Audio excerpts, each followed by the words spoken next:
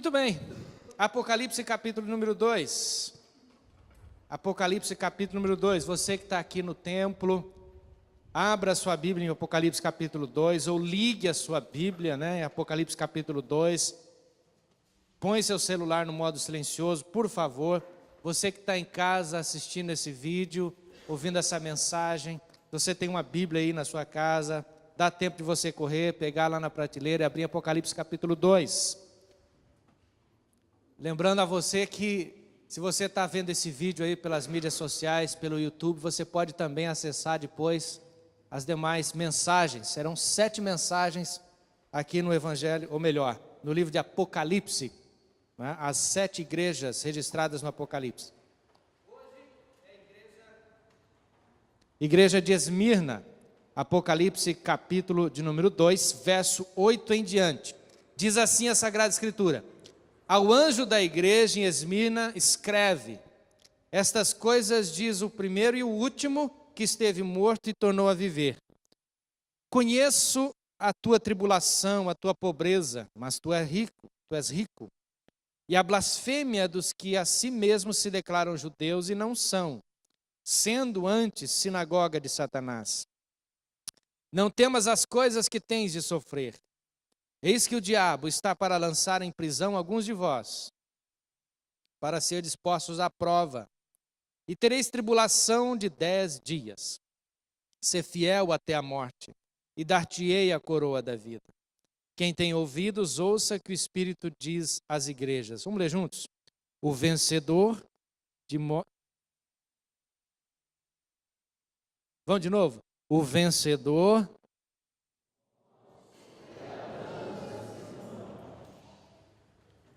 Esmirna, não temas, mantenha a sua fé. Não temas, mantenha a sua fé. Algum dia na sua vida, você já sofreu? Eu estou falando de um sofrimento, gente, daquele tenso mesmo. Estou falando assim, aquelas coisinhas, de chutar, machucar o dedão do pé na perna lá da mesa. Estou falando coisa séria, coisa que realmente você pensou que ia acabar. Acabou. Minha vida... Alguém já passou por isso ou não? Já? Alguém já passou por uma angústia, por uma opressão, pelas coisas à sua volta, que você chegou à conclusão que não tinha mais jeito, e você lá dentro da tua alma pensou que realmente a única saída para você era, acabar. Alguém já pensou nisso? Não estou falando suicídio, eu estou falando assim, gente, que muitas vezes, sem a gente pensar na consequência, a gente fala assim, gente, parece que a morte seria um descanso. Já teve momento assim ou não? Já. Pois é. Esmirna era uma igreja que estava vivendo um momento tenso desse. Vivendo um momento de risco, de morte iminente. A qualquer momento, algum membro daquela igreja poderia ser morto. E aí Jesus, através do apóstolo João, fala para eles: olha, não temas não. Mantenha a sua fé. Vocês serão vencedores. Vocês receberão a coroa do vencedor. Vocês chegarão até o fim. Mantenha a sua fé. Mas antes disso, irmãos, para a gente entender por que Jesus fala isso para eles, é preciso que a gente faça um pouquinho de viagem aí. Esmirna é uma cidade que existe até hoje. Aliás, das 7 igrejas aqui registradas em Apocalipse, a única igreja cuja cidade existe, é esta, cidade de Esmirna. Não com esse nome, está lá na Turquia, com outro nome parecido com esse. Até hoje ela existe. Ficava a 50 quilômetros da cidade de Éfeso. É mais ou menos daqui, lá chegando, lá em João Ramalho, ou Quatá, se eu não me engano. 50 e poucos quilômetros. Essa seria a distância. Todas essas igrejas aí em Apocalipse, elas estão no raio de mais ou menos 500 quilômetros quadrados, assim. Uma cidade bela, orgulhosa civicamente. Sabe aquela cidade, gente, que tinha desfile militar direto? Aquela cidade que o povo, digamos assim, hasteia a bandeira direto. Aquela cidade em que você chega em qualquer prédio público, tem lá os símbolos do Estado. Então, uma cidade muito cívica, uma cidade cheia de praças, E uma cidade que tinha um bom relacionamento com Roma. Ou seja, Era uma cidade que queria estar profundamente conectada e ligada a Roma, a capital, a central do Império Romano, né? Aliás, Esmirna, Éfeso, Pérgamo e Sardes eram as 4 cidades que tinham um culto especial lá para o Império Romano, que era um culto ao imperador. Uma igreja, digamos assim, um espaço de culto em cujo Deus era o imperador. O pessoal tinha lá os sacerdotes, a turma que cuidava disso, e o Deus lá daquele tempo era o imperador romano. Esmirna advogava o privilégio de ter o primeiro templo construído, né? Exatamente com esse objetivo. O templo dedicado a Tibério César. E é ali que se torna, então, o grande centro do culto ao imperador. E é uma cidade que tinha sido destruída, né, há séculos antes, mas depois, com Alexandre o Grande, lá no século III a.C., ela foi reconstruída. É uma cidade que foi totalmente destruída e depois ela se ergue. E não somente se ergue, digamos assim, reconstruindo o que tinha, mas acrescenta outros cultos, além do imperador, depois no futuro, também tinha lá templos dedicados a deusa Cibele e também templo a Zeus. Uma cidade profundamente pagã. E também tinha lá na cidade de Esmirna uma certa quantidade, uma população muito grande de judeus. Judeus que tinham ali as suas sinagogas, os seus pequenos templos, onde eles se reuniam. Mas os judeus, ao contrário de outras religiões, aos judeus era permitido continuar com a sua religião, com o seu culto. Existem razões econômicas para isso, segundo alguns estudiosos, mas os judeus não eram incomodados por causa do seu culto, desde que eles não perturbassem o culto a César, ou que não causasse, desde que não causasse nenhum tipo de transtorno. Em Roma dava, portanto, aos judeus o direito deles exercerem a sua religião, sem problema algum. Mas quando chega no ano 80 depois de Cristo, instigado pelos judeus, os cristãos, ou melhor, os judeus já haviam excomungado, estou usando um termo aqui cristão, para dizer o seguinte: os judeus chegavam e diziam, você está seguindo Jesus, aqui você não pode ficar, some daqui. Porque até alguns anos depois de Jesus ter sido assunto aos céus, os cristãos ainda frequentavam as sinagogas, digamos assim, ainda beiravam a religião chamada judaísmo. Ainda era considerado o cristianismo uma seita, uma vertente do judaísmo. Mas a partir dos anos 80, o judaísmo manda os cristãos embora. Chega disso. Some daqui. O cabeçalho dessa carta, irmãos, ou seja, a introdução dessa carta, quem é que está escrevendo? É preciso que a gente faça aqui uma certa retrospectiva. Quem escreve, vou lembrar, Jesus, é João quem escreve, mas quem dá isto para ele é Jesus. É Jesus que, por isso que o livro começa, revelação de Jesus Cristo, revelação de Jesus Cristo, né? Entregue a João, que estava exilado lá numa ilha, por causa da perseguição aos cristãos. E quem escreve é o Alfa e o Ômega, as duas letras do alfabeto grego, que simboliza o começo e o fim. Então, mesmo diante de todas essas circunstâncias históricas que eu expus aqui, quem está escrevendo de forma indireta é o próprio Cristo, que é o Alfa e o Ômega, ou o início e o fim, como se registra aqui no primeiro capítulo da carta de Apocalipse. Por quê, meus irmãos? Porque desde o Antigo Testamento, Deus assim se mostra. Lá em Isaías capítulo 44, Deus diz claramente, não há nenhum outro além de mim. Eu sou o primeiro e o último. Não existe possibilidade de nenhum Deus. O único. Mas nesse caso aqui em Apocalipse, quem está escrevendo, lhe é acrescentado mais uma qualificação.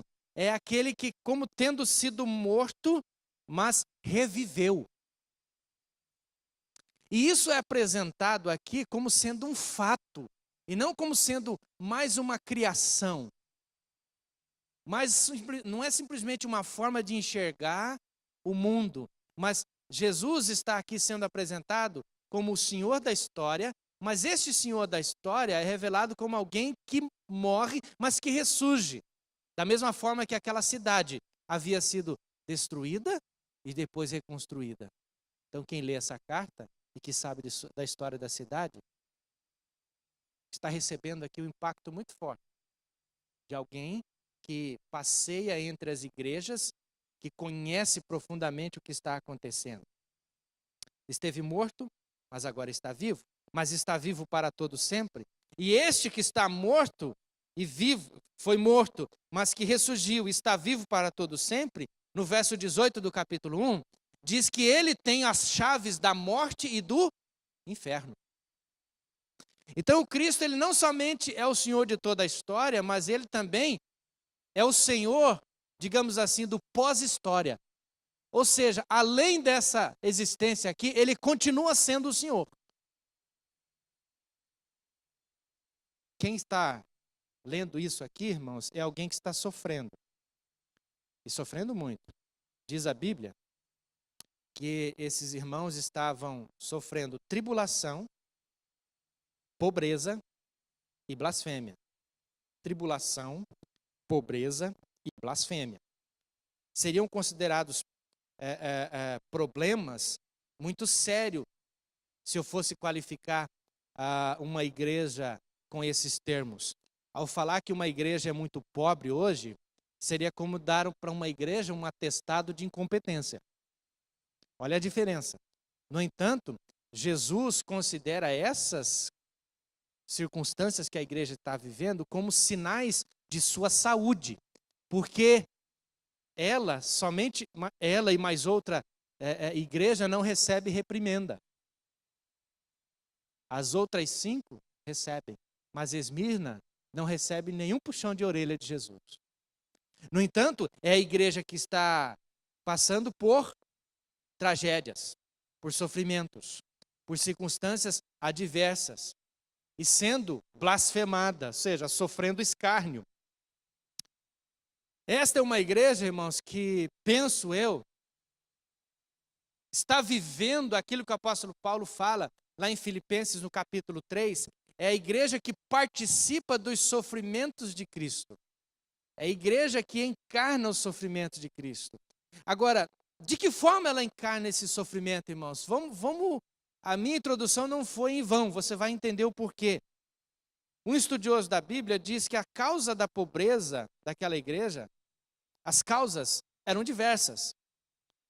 Tumultos civis, brigas de rua, judeus motivados pelo ódio aos cristãos, levavam falsas denúncias diante do império. É mais ou menos o seguinte, irmãos, imagine, nos dias de hoje, uma turba que sai pela cidade de Assis com vontade de saquear, com vontade de brigar. Mais ou menos as torcidas organizadas, que dá para você ter uma ideia. Gente que não vai para jogar bola e nem para ver o jogo, vai para bagunçar, para bater em alguém, odiando alguém, e de repente, quando se perde o controle, começa a saquear, começa a fazer qualquer tipo de bagunça. A ideia é mais ou menos o seguinte: se isso estivesse acontecendo lá naquela época, eles saíam pelas ruas, olhavam para a casa de alguém e diziam: aqui é um cidadão romano, passa reto. Olhava para o outro: ó, essa casa aqui dá para a gente entrar aqui, fazer uma zoeira, bagunça aqui, quebrar tudo e arrebentar. Não, não dá não, é um judeu que mora aqui. Então vamos para outra e caminha mais um pouco aquela turma. E agora, quem é essa casa aqui? É um cristão. Essa dá, vamos entrar nessa. E aí eles sofriam saques. Tomavam tudo que eles tinham. Em Esmirna, se você fosse um cristão e chegasse numa repartição pública e tentasse registrar o seu filho. Está aqui meu filho, nasceu. Que religião que é a sua? Eu sou cristão. Aqui não tem registro para cristão. Saiu o pai. Olha, eu fiz um negócio, comprei um pedaço de terra de alguém, eu vim aqui para registrar esse pedaço de terra, porque eu paguei. Qual é a sua religião? Eu sou um cristão. Aqui não dá. Se tivesse um hospital e chegasse um cristão, né, com a sua mulher prestes a dar à luz, e se tivesse lá uma fila para ser atendido, se ele chegasse ali, a vez dele, depois que pegou a senha, já foi lá no SUS ou não? Pegou a senha, chegou lá, é a minha vez de ser atendido. O atendente pergunta, qual a sua religião? Eu sou cristão. Senta lá, vou atender todo mundo, depois é você. Se você precisasse iniciar um negócio, e fosse lá num lugar, ou fosse em algum lugar, pegar um dinheiro para um investimento, para começar um negócio, aí você chegava lá, mostrava algum tipo de garantia, seja lá o que for, na hora de assinar o contrato, ele perguntava para você, qual é a sua religião? Eu sou cristão. Não tem dinheiro para você. Você não vai financiar a tua plantação. Você não vai financiar a tua casa. Para o cristão, não tinha minha casa, minha vida. Para o cristão, não tinha minha casa e minha dívida. Nem que fosse em 30 anos. Não tinha. E tem mais. Quando alguém ficava com raiva e quisesse descontar em alguém, o primeiro da fila a levar um tapa era um cristão. Era assim que funcionava, se fosse nos dias de hoje. Os cristãos tinham suas propriedades destruídas. Os cristãos não desfrutavam da proteção que o Império Romano conferia aos cidadãos e aos judeus também. Pobreza era o destino dos seguidores de Cristo. Lá em João capítulo 15, Jesus já advertiu, irmãos, que os cristãos, os cristãos seriam odiados pelas pessoas deste mundo. Ou seja, os filhos da luz seriam odiados. Os seguidores de Cristo seriam odiados. Mas olha que coisa interessante para você entender um pouco melhor. Dentro do judaísmo, desde lá de Deuteronômio capítulo 8, Deuteronômio capítulo 15, Deuteronômio 24, se você estudar, você vai perceber que pobreza dentro desse pensamento do Antigo Testamento, a pobreza era vista como uma aberração. Não podia haver pobre nessa terra prometida a Javé. Pobreza para o povo de Deus do Antigo Testamento estava ligada à apostasia, ou seja, todas as vezes que eles viravam as costas para Deus e se voltavam para os deuses da terra, vinha pobreza sobre eles, mas um sinal de que eles estavam andando com Deus, segundo a cabeça deles, era a prosperidade, era a riqueza, era o fruto da terra brotando. Mas agora, os cristãos, abraçando a fé, estavam abraçando automaticamente a pobreza. Mas não uma pobreza por opção, mas uma pobreza porque não tinha jeito. Era um ambiente hostil, difícil para o cristão ganhar a vida. Eram necessitados economicamente, vítimas da violência e do saque. Se você ler em Hebreus capítulo 10, verso 34, há uma referência clara de que os cristãos do primeiro século, do início do segundo século, eram pessoas que a qualquer momento podiam ter os seus bens confiscados, perdiam. Isso irritava também os judeus, porque quanto mais se batia nos cristãos, mais os cristãos se multiplicavam. E aqueles que não eram judeus, gentios, se convertiam. E isso provocava ainda mais ódio nos judeus, porque os judeus que eram mais facilmente convertidos eram judeus tementes a Deus. O que é essa expressão temente a Deus? Temente a Deus era um gentil que se aproximava do judaísmo. Era um judeu que abraçava a fé do judaísmo e se deixava circuncidar. E esses facilmente estavam se voltando para o cristianismo e provocava ódio no meio dos judeus. Agora, vamos entender uma coisa aqui, irmãos. É preciso dizer isso. Que tipo de sofrimento nós temos? Primeiro, nós temos sofrimentos decorrentes da nossa condição humana. O que são sofrimentos ligados ou decorrentes da condição humana? Ora, irmãos, desde o momento em que a gente nasce, com o tempo a gente vai aprendendo que nós somos finitos aqui no mundo. Um dia uma criança vai ter consciência de que as pessoas morrem. E ele vai morrer. Já é uma consequência da nossa condição humana. Animais têm esse problema. Se alguém, por um acidente, eu perder um dedo, nenhuma referência a qualquer ex-presidente. Perder um dedo.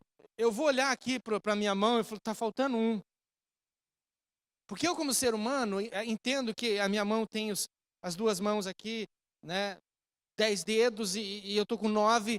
Mas se você fizer isso, talvez num animal por aí, ele vai procurar andar, vai se virar, mas ele não vai morrer, não vai ficar doente, não vai entrar em crise porque perdeu um dedo. E nem vai se aposentar também. E vai para o YouTube isso aí, e doa quem doer. Mas a condição humana me faz ter angústia, me faz ter pensamentos que uma árvore não tem. Então só tem um jeito da gente não ter esse tipo de sofrimento. Ou quando alguém vai embora, ou quando quando uma namorada nos deixa, e assim por diante. Outros seres não têm esse tipo de sofrimento. Outro tipo de sofrimento que a gente tem são sofrimentos decorrentes de um mundo caído. Então, mesmo que eu não tenha feito coisa alguma para provocar um tsunami, pode ser que um dia eu sofra os efeitos de um.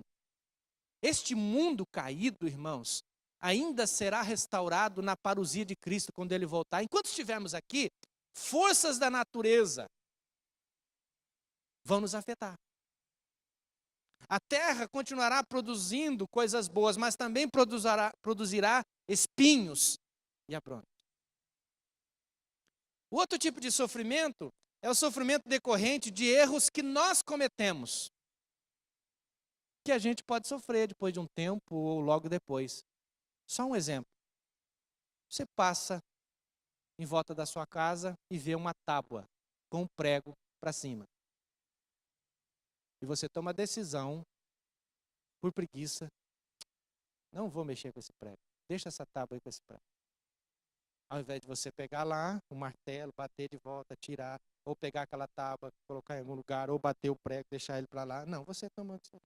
Aí, gente, você, de repente, acabou a luz lá na sua casa e você resolve dar uma volta para ver se aconteceu alguma coisa lá no relógio da sua casa e pisa no prego. Aí você fala, por que eu não tirei aquele prego? Você podia ter evitado, mas você não sabe. Então tem coisa que a gente decidiu lá atrás e vai nos causar algum transtorno aqui, decorrentes das nossas decisões. Mas existem outro tipo de sofrimento que a Bíblia considera, que eu chamaria de sofrimento depurativo, que é para depurar, que é para purificar a nossa fé. Purificar a nossa fé. Esse tipo de sofrimento, irmãos, pasme você, é o que esta igreja estava passando. Jesus diz, conheço a sua tribulação, a tua pobreza, mas tu és rico, a blasfêmia do que a si mesmo se declara judeus e não são, sinagoga de Satanás. E aí Jesus diz, não temas as coisas que tem de sofrer. E aí Jesus põe aqui um personagem interessante. Eis que o diabo está para lançar alguns de vós na prisão, para ser postos à prova.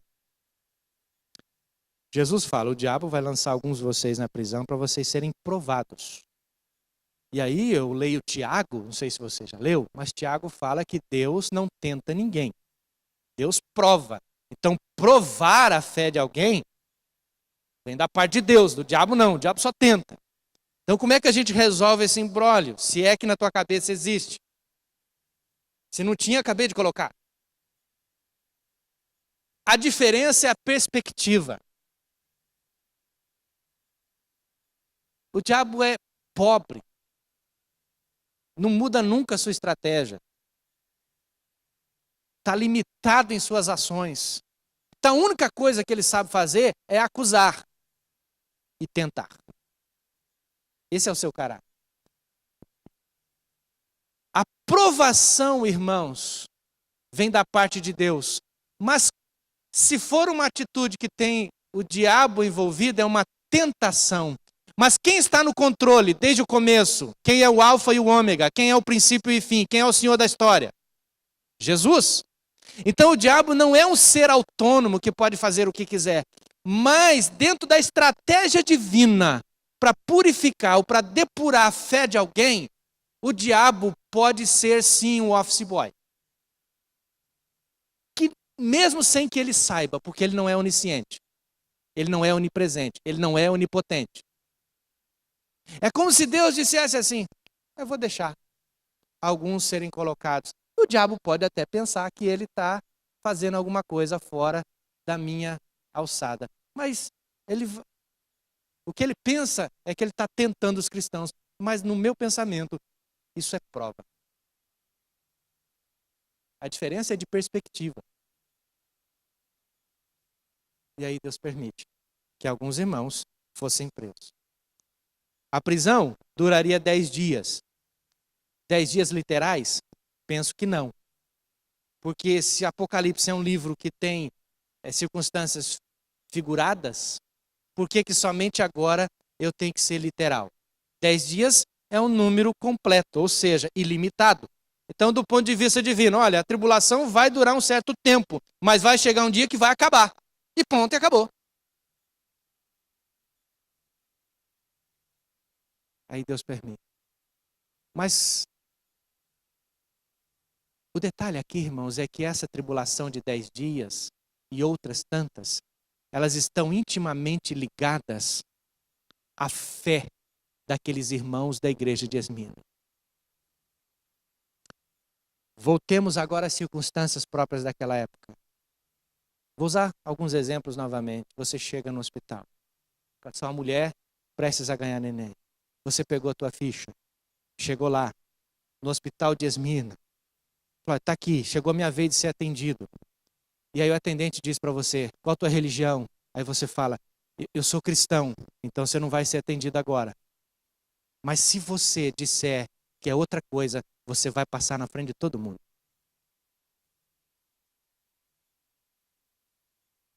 Olha, eu vim aqui no cartório de Esmirna para registrar o terreno que eu comprei. Eu preciso registrar esse terreno, porque se eu não tiver o documento, eu posso perder, alguém pode invadir, pode dizer que é dele.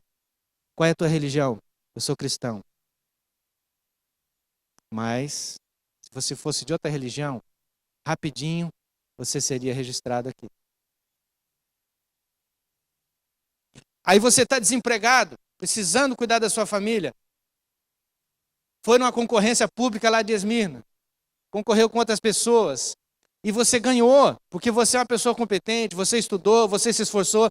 E chegou na hora de assumir o seu cargo. E ele pergunta para você, qual a tua religião? Se você falar que é cristão, você não vai assumir o cargo.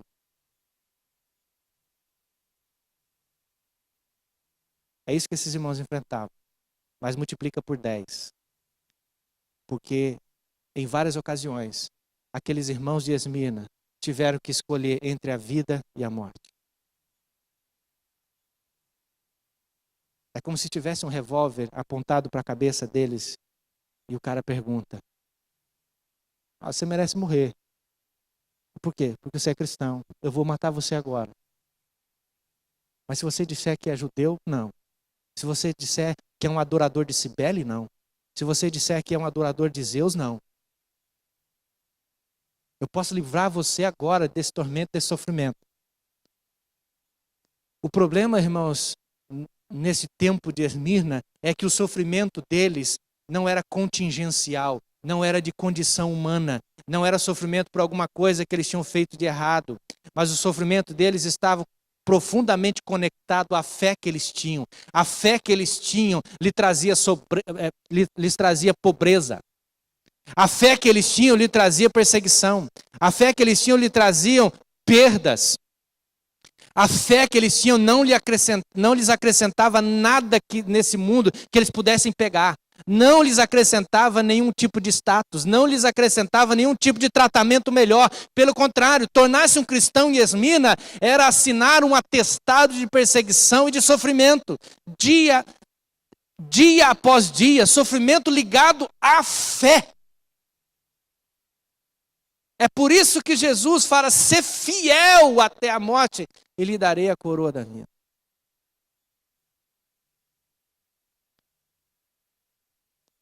Mas hoje, irmãos, já pulando alguns detalhes e tentando aplicar, hoje, o discurso muitas vezes, em muitos rincões religiosos, é diferente. Abrace essa fé, tua vida vai melhorar. Abrace essa fé e você vai ganhar dinheiro. Abrace essa fé e sua vida vai se tornar muito melhor. Ser um cristão em Esmirna era saber que a vida ia piorar. E Jesus ainda diz para eles, não fiquem com medo pelas coisas que vocês têm que sofrer. Não fiquem com medo pelas coisas que vocês têm que sofrer. Sejam fiéis até a morte e lhes darei a coroa da vida. Ser fiel até a morte. Duas circunstâncias aqui são possíveis para se entender nessa expressão ser fiel até a morte. Uma tem a ver com a extensão, ou seja, se diante do sofrimento, se esse tipo de circunstância levar vocês até a morte, não tenham medo. Ou então, a segunda interpretação é, sejam fiéis até o dia em que vocês forem recolhidos. Porque talvez alguns irmãos tivessem passado os 30, 40 anos de maior intensidade de perseguição nesta época. Ficassem vivos, se fosse até outro lugar e mudasse de cidade. Então essa expressão serviria para esses. Olha, eles foram fiéis até o dia em que envelheceram e morreram. Ou ser fiel até a morte pode ser, sejam fiéis até as últimas consequências. Não ame suas vidas. Por quê? Porque eu estou dizendo que ao vencedor, de modo nenhum sofrerá dando na segunda morte. Qual seria a primeira morte? Aquela que eu descrevi. Cessar a existência aqui na face da terra. É a primeira morte. A segunda morte é aquela em que termos comparecido diante de Cristo, não formos encontrados fiéis. E aí vem a segunda morte. Porque quem escreveu é quem é Senhor da morte e do inferno. Na primeira vinda aqui, irmãos, quando Jesus veio na face da terra, ele veio anunciar o evangelho do reino e diz assim, venham após mim e vocês terão vida e vida em abundância. Mas agora, depois, irmãos, de Jesus ter cumprido o seu trabalho, ele está agora sentado à direita de Deus Pai, quer que nós façamos o nosso trabalho aqui, vivamos para a sua glória. Mas quando estivermos diante dele, a posição de Cristo e a atuação dele vai ser outra. Estaremos face a face com quem é o Senhor, que tem as chaves da morte e do inferno. Então, quem não permanecesse fiel até aquele dia, seria, portanto, irmãos, condenado à segunda morte. E qual é essa segunda morte?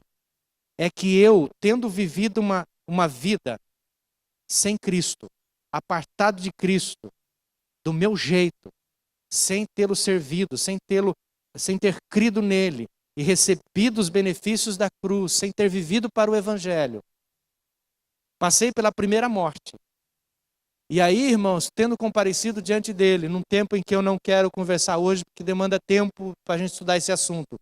Mas haverá a segunda morte. Qual é a segunda morte? É a condenação eterna. E o que é morte?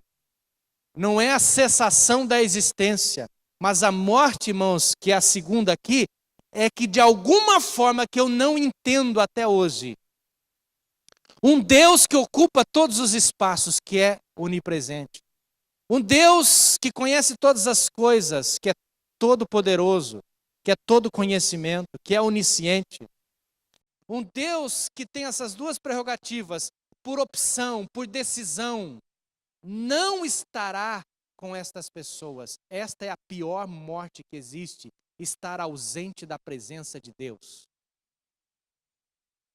Então morrer sem Cristo e morrer infiel é muito sério. Não é brincadeira.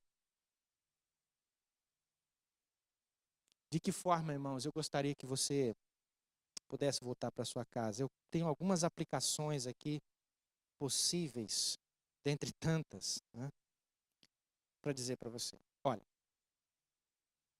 à luz do que esses irmãos estavam vivendo,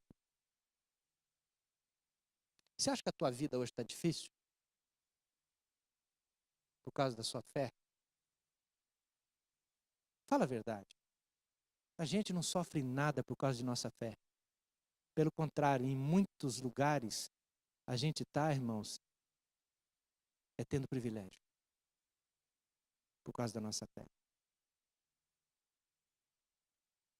Mas também, irmãos, ainda no presente, se nós tivermos um estilo de vida que agrada a Cristo, nós vamos ganhar algum sofrimento.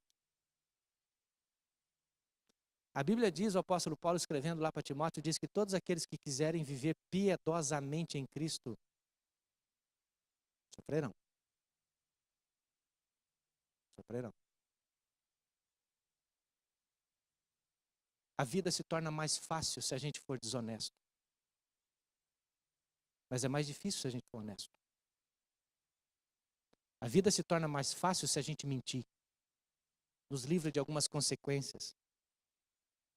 A vida se torna mais fácil, irmãos, se nós abrirmos mãos dos nossos valores.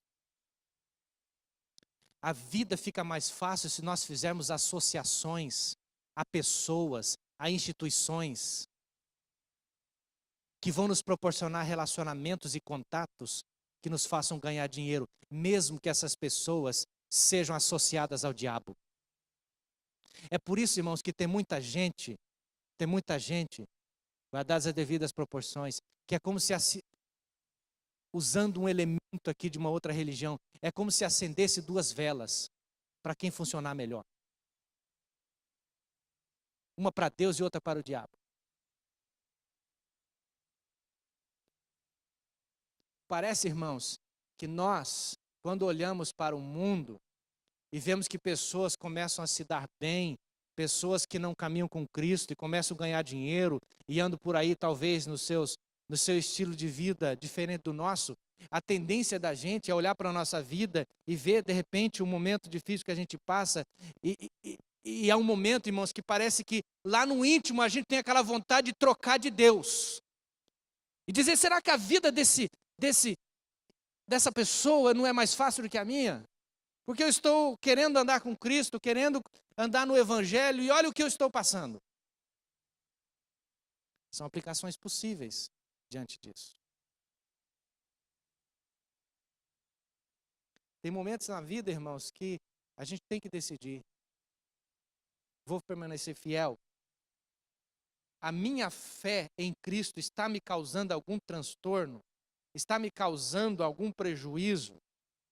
Eu quero desafiar você, irmãos, e eu também me sinto desafiado nesse sentido. Nos negócios, especialmente, por causa da minha fé, irmãos. Talvez é possível que alguém seja honesto sem ser um cristão, eu acredito. Tem muito cristão que não é honesto, né? Mas a gente tem que perguntar se o desonesto é realmente um cristão. E a última aplicação possível dentre tantas que eu quero destacar com você, é o seguinte: muita gente está virando as costas, muito cristão virando as costas para o Evangelho, virando as costas para Jesus, abandonando a comunidade da fé por qualquer coisa. É porque um irmãozinho fez alguma raiva? É porque ele descobriu que tem alguém desonesto na igreja? É porque ele descobriu que tem alguém que de repente pisou no tomate? É porque alguma coisa não aconteceu do jeito que ele queria? É porque não foi lembrado em alguma coisa? É porque de repente, sei lá, o ar-condicionado não está bom? Ou porque o ar-condicionado está bom demais? Ou porque a cor da igreja não é boa? Ou porque é isso, ou porque é aquilo? É porque tá alguma coisa na vida dele, ele esperava que fosse resolver naqueles 30 dias que ele se converteu, não resolveu, e aí ele abandonou, não quer saber mais, não sei o quê, virou as costas e tal. Tenho duas coisas para dizer para essa pessoa. Primeira, quem pensar assim, a gente tem que deixar ir. É a primeira. Jesus não amaciava. Vocês querem me abandonar também? Fique à vontade. Mas a segunda, desafio, se você não quer abandonar, olhe para a igreja de Esmirna e pense. Será que o sofrimento que eu estou passando está realmente ligado à minha fé? E se estiver ligado à minha fé, eu vou ser fiel até o fim ou não? Policarpo de Esmirna, um cristão valoroso, vindo dessa cidade. Nasceu, talvez, nos últimos 20 anos da existência do evangelista João, que escreveu o Evangelho, primeira, segunda e terceira carta e Apocalipse. Policarpo Policarpo de Esmirna talvez tenha sido um dos últimos, pelo menos conhecidos assim na história extra-bíblica, um dos últimos escritores e pais da igreja que tiveram contatos, que tiveram a existência contígua, né, aos apóstolos. Policarpo de Esmirna conheceu o apóstolo João, provavelmente. Talvez tenha se convertido com ele, não sabemos. Mas Policarpo de Esmirna, irmãos, homem valoroso, um dia foi preso pelo Império Romano. Sofreu uma acusação terrível e ele foi condenado à morte. A qual morte ele foi condenado? A ser queimado vivo, num estádio, repleto de gente, aplaudindo. A história registra uma frase de Policarpo de Esmirna, que eu quero ler para vocês, quando o governador ali de Esmirna perguntou: Policarpo, abandona essa fé, para com isso. Para com isso, é só você dizer que você renega Cristo, é só você dizer, e a fogueira não vai te alcançar agora, é só isso, não precisa mais nada para você, Policarpo. Ele diz o seguinte: por 86 anos servi a Cristo, e Ele nunca me fez qualquer mal. Como poderia blasfemar contra meu rei que me salvou? Tu me ameaças com fogo, que queima por um curto tempo e logo se extingue. Mas nada tu sabes sobre o fogo eterno e a punição sem fim que aguarda os homens maus. E atearam fogo nele. Diz a história esta bíblica que ele não morreu queimado, que ele sobreviveu a esta fogueira e depois foi morto à espada. Mas a história dele influenciou gerações de cristãos que suportaram no começo do segundo século das maiores perseguições que a igreja já sofreu. Irmãos, tem muita gente morrendo na Indonésia, na Malásia, no Egito, a igreja copta, que é uma igreja cristã. Tem diferença com relação à pessoa de Cristo, eles são monofisistas. Um dia eu explico isso para vocês. Mas gente que quando vai abrir a igreja tem que olhar para todos os lados. O zelador da igreja não pode mostrar a chave, ele tem que olhar. Porque alguém pode estar acompanhando ele com a faca, pode estar acompanhando com uma bomba, pode estar acompanhando com uma arma, para que assim que ele coloque a chave na porta da igreja, ele receba um tiro. Eles vivem assim lá. Então, quando você achar que está sofrendo, olhe para essas biografias, irmãos, e console sua alma, filho. Seja um cristão mais animado. Pare de choramingar por qualquer coisa.